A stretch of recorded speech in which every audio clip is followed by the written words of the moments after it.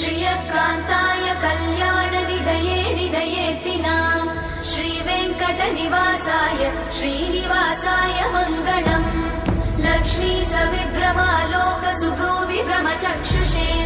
चक्षुषे सर्वलोकानां वेङ्कटेशाय मङ्गलम् श्रीवेङ्कटाद्रिशृङ्गाग्रमङ्गलाभरणाङ्ग्रये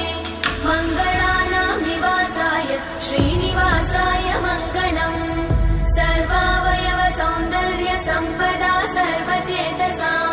सदा सम्मोहनायास्तु वेङ्कटेशाय मङ्गलम् नित्याय निरवध्याय सत्यानन्दचिदात्मने सर्वान्तरात्मने श्रीमद् वेङ्कटेशाय मङ्गलम्